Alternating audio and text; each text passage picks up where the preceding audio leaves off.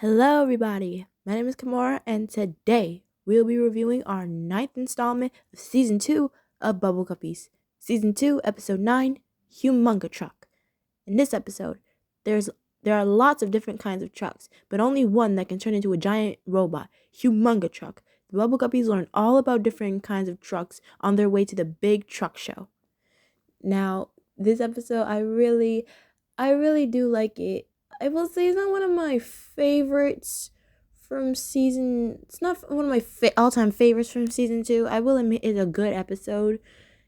It was a good episode, but I didn't have that much of a, I didn't have that much of a younger, like when I was younger, I didn't have that much of a connection with it.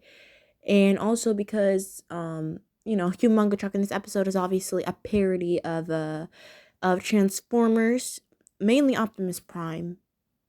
I wasn't really the biggest fan of Transformers when I was younger, and I'm still not really now.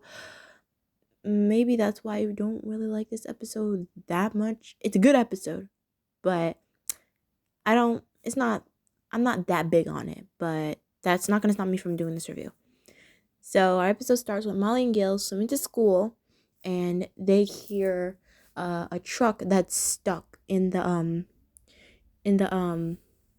a truck that's stuck in the dirt on the road below them, and it's this lobster lady who's delivering bread, and I like her accent. She has a bit of like a Wisconsin accent, and I really like that.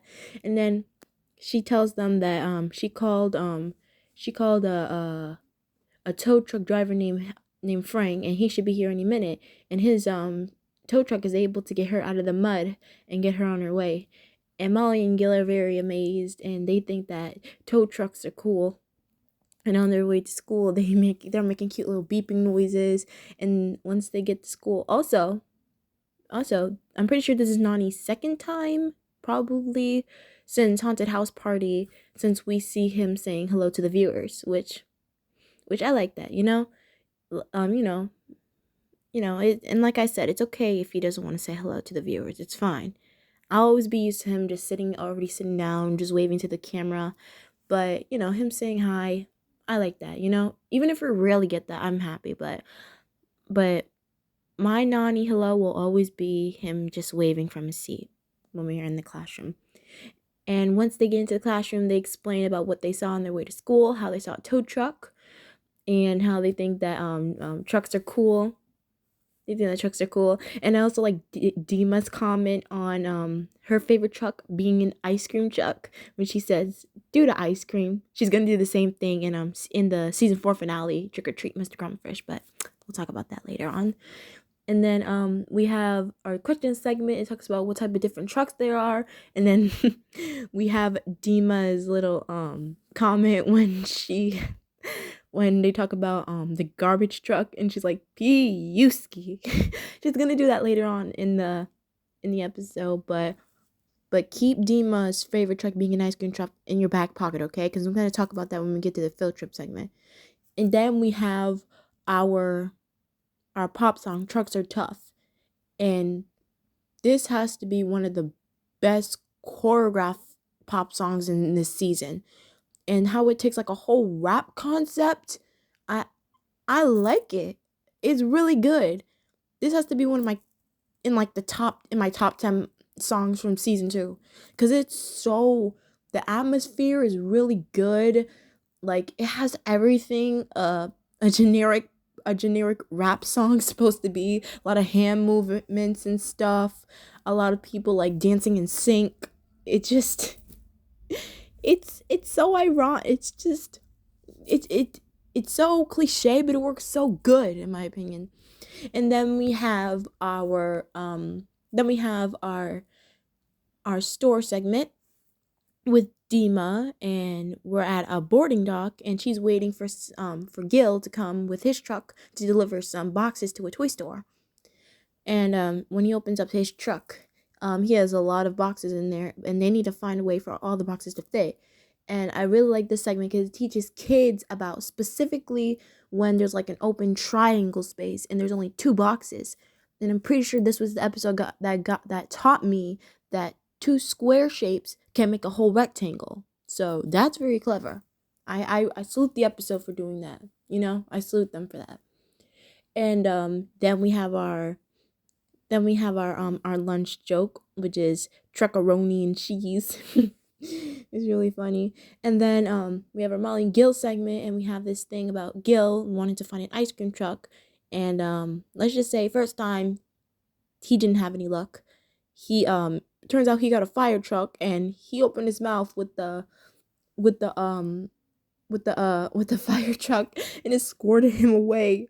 This and like I said, and like I did a whole rant about like how powerful water like that can like really really hurt you. If you want to find out where I talked about that in my episode review of Firefighter Gil to the Rescue, which is ironic. We'll see the fire trucks again in this episode. It's funny. So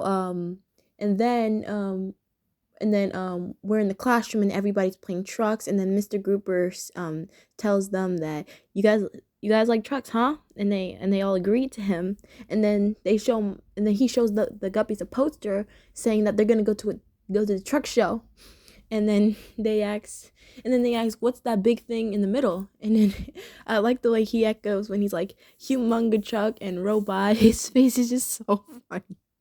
I like it. I love it so much. Tino and Cena was obviously having fun doing that. He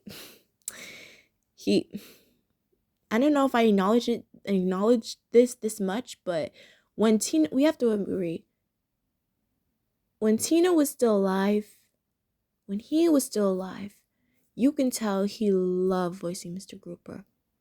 He also voiced Bobby. He also voiced voiced Uncle Ted from my dad's favorite childhood TV show, Bobby's World. He loved that show so much as a kid, and he introduced it to me. I liked watching it. And he also voiced the pig, I forgot his name, in Back in the Barnyard. But I just love Tino and Cena. When he was here, he was so fun. Like, I picture he's like that lovable grandpa, like you're so happy that he's around you. Like, anytime he opens his mouth, he'll fill you in with wisdom. Just R.I.P. to Tino, man. We can acknowledge that he was just an amazing choice for being the one and only Mr. Grouper. It's just amazing. But anyway, back to this. They explain that they really want to go, and they can't wait to see Humunga-Truck. And then it's time to go outside, and then we have our storybook segment with Una and Nani being truck drivers. Really cute.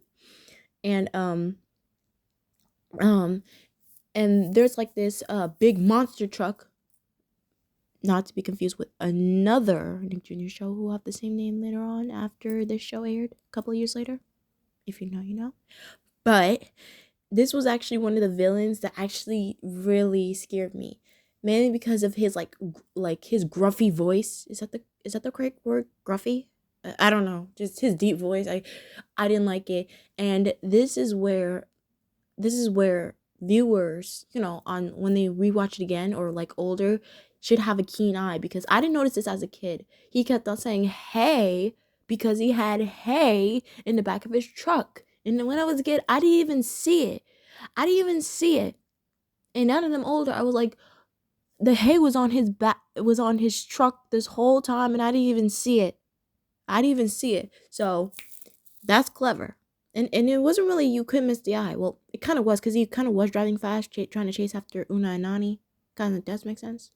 But yeah, he unnerved me as a kid, but it's really, but turns out he was really nice, and I love the concept of how they would deliver unicorns. I'm somebody who is a unicorn realist, and also my bestie, but I will not rest safely. Until somebody else in this world will prove to me that a unicorn is also real, because I believe they're real. Do y'all believe they're real? Because I believe they're real, along with mermaids and fairies. Look, I know a girl can dream. I know fantasy stuff is out here. I know there is. I know there is. But anyway, sorry.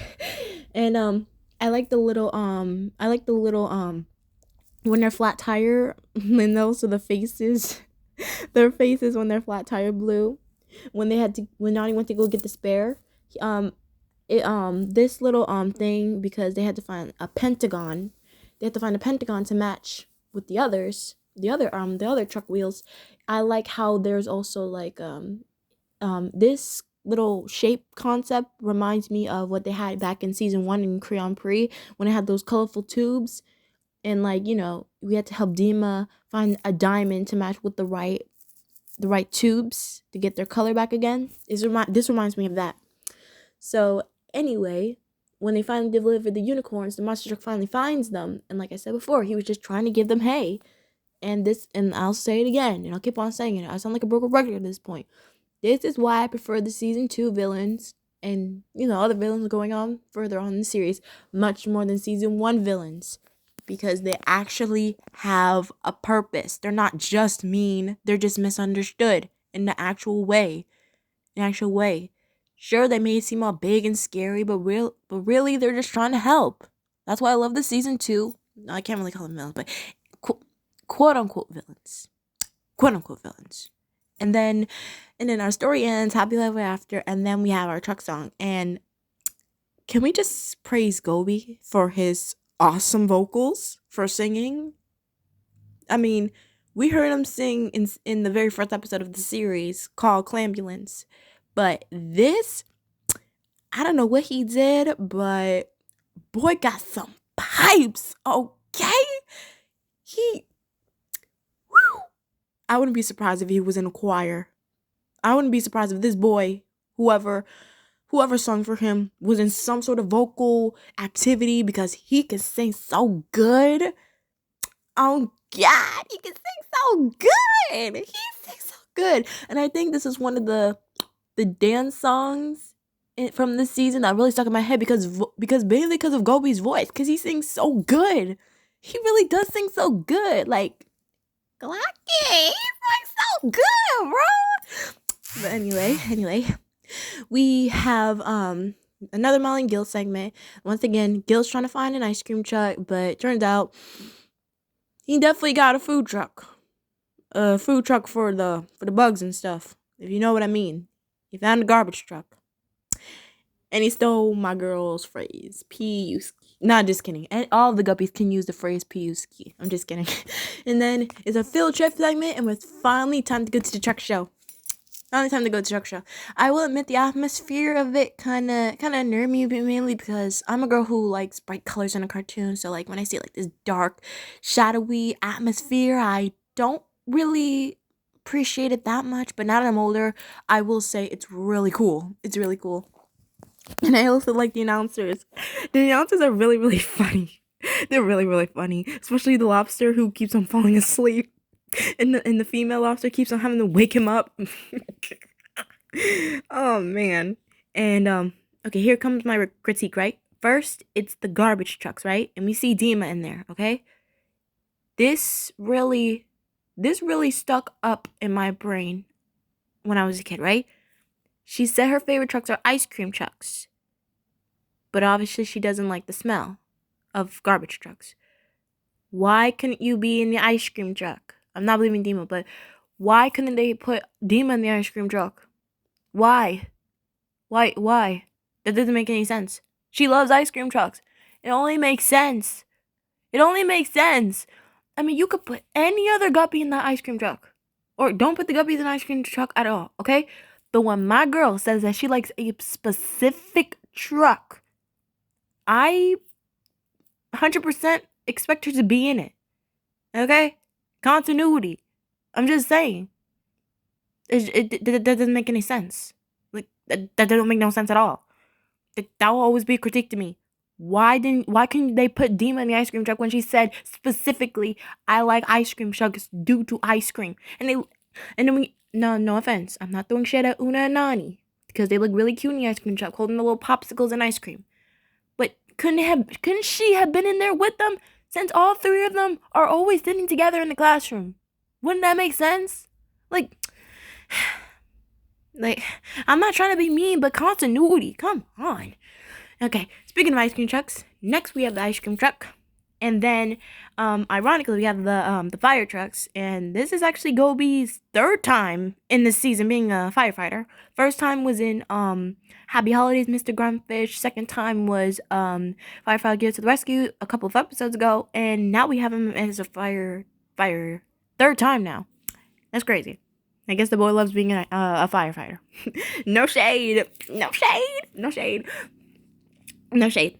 And then and then like the fire trucks, they're doing like some water tricks, and then it's finally time for Humunga-Truck. And as Humunga-Truck's rolling out onto the into the middle of the pit. Should I call it a pit? Cause like, should I call it a pit?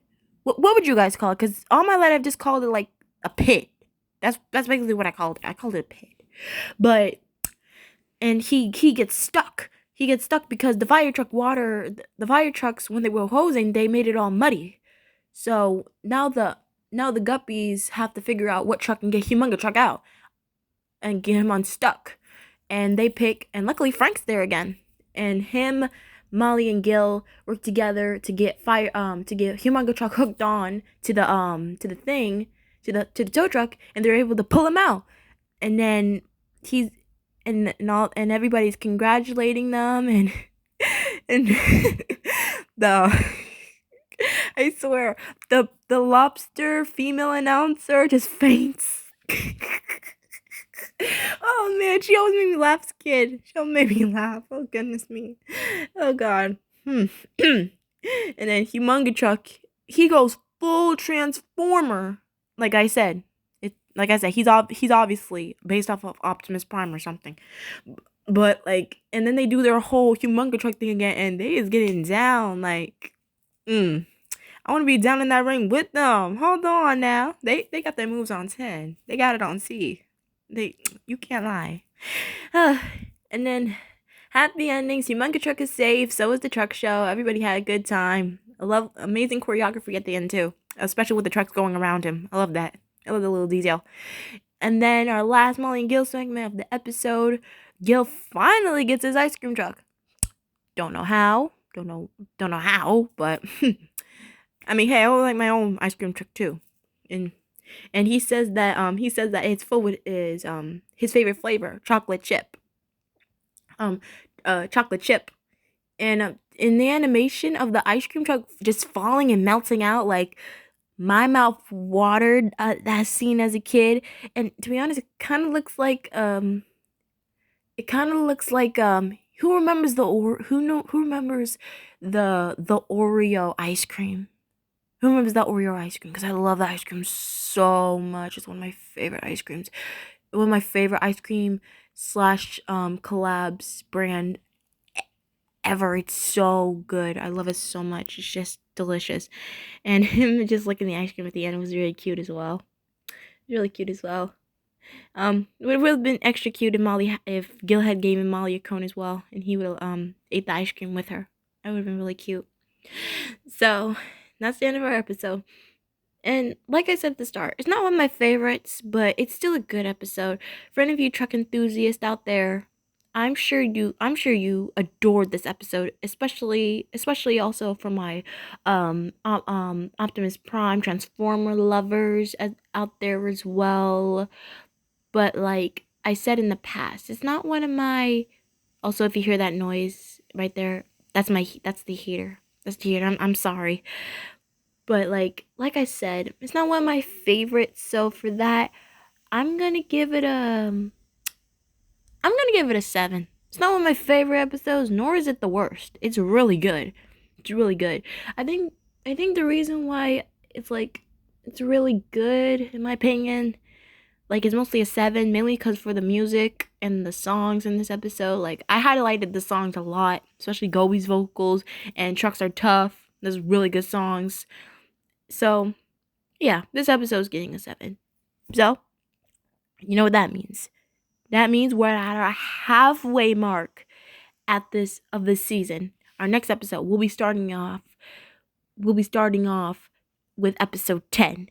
And I feel like the next 10 batch of episodes after Check It Out, our next episode, I feel like stuck with me the most as a kid because our next half batch of episodes in this season, I actually remember some of them actually catching them when they first aired. So, but we'll talk about that way later on. So, like I just said, tune in with me next time as we will be reviewing our penultimate episode before our next half of the season. Season 2, episode 10. Check it out. See you all next time.